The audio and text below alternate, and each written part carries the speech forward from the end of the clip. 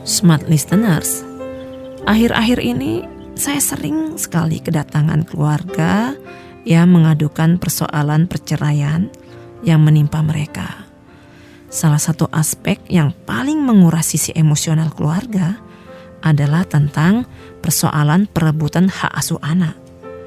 Setiap orang tua yang terlibat dalam pertikaian hak asuh menganggap bahwa dialah yang paling berhak menjadi pengasuh anaknya.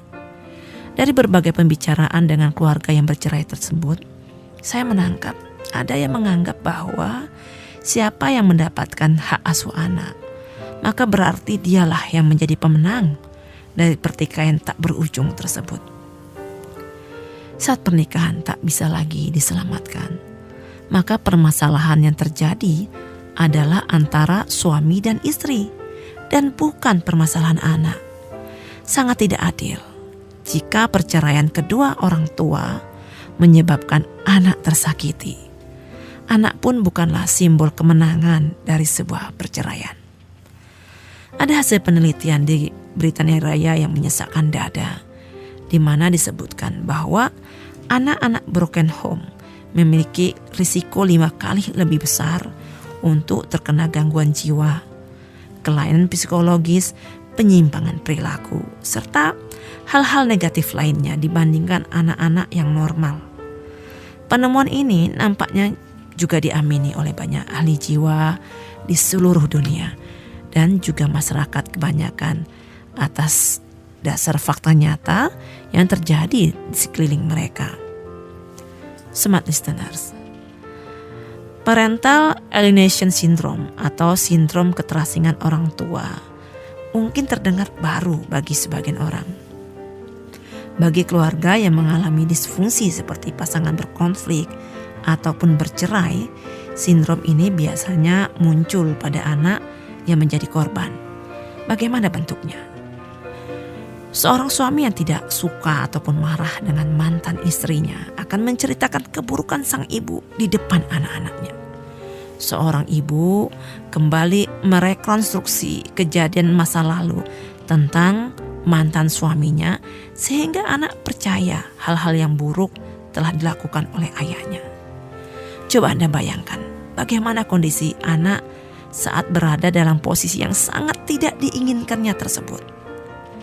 Sindrom keterasingan orang tua menyebabkan anak selalu merasa negatif pada salah satu orang tuanya.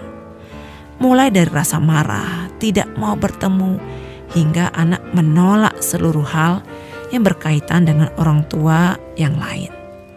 Perilaku ini sering terjadi ketika hubungan pasangan tengah berkonflik, bahkan semakin parah ketika bercerai. Sindrom ini semakin akut ketika salah satu orang tua memutuskan menikah kembali. Dia mungkin ingin menghapus kenangan anak dengan ayah ataupun ibu kandungnya yang sudah bercerai. Seorang pakar hubungan dari Harvard University, Susan Hettler, mengatakan, orang tua menggunakan anak-anaknya sebagai senjata untuk menghancurkan orang tua lainnya. Sikap ini membuat anak-anak bisa menyakiti ayah atau ibunya secara perasaan bahkan fisik. Saat orang tua bercerai, anak akan merasa bersalah dengan kondisi yang terjadi dengan orang tuanya. Apalagi perceraian dengan alasan perselingkuhan. Anak akan sulit untuk menerima dan mengakui sebagai orang tuanya lagi. Kesalahan seorang ayah ataupun ibu yang pernah berselingkuh akan terbawa sampai anak menjadi dewasa hingga anak menikah. Rasa berbakti dan keinginan untuk berbuat baik terhadap orang tua tersebut sulit terwujud karena rasa benci yang ditanamkan oleh pihak ayah ataupun pihak ibu.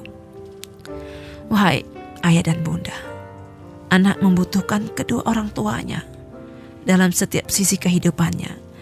Anak merasa dilecehkan ketika kedua orang tuanya bertengkar memperebutkan mereka. Anak merasa dilukai ketika orang tuanya menggunakan berbagai cara untuk meluapkan emosi dan mengabaikan keinginan anak. Tanyakan nuranimu yang paling jernih.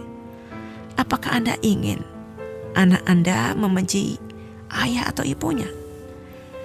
Apakah Anda benar-benar ingin merusak psikologis anak tentang orang tuanya? Smart listeners, jika memang kedua orang tua memiliki itikat baik dalam memenuhi pengasuhan terhadap anak, maka tidak peduli apakah ayah atau ibu yang akan mendapatkan hak asuh anak. Mereka akan berusaha memenuhi hak anak. Salah satu cara memenuhi kewajiban pengasuhan anak pasca perceraian adalah dengan melakukan pengasuhan bersama, dengan menekankan kesetaraan tanggung jawab kedua orang tua dalam memberikan perlindungan dan kasih sayang kepada anak.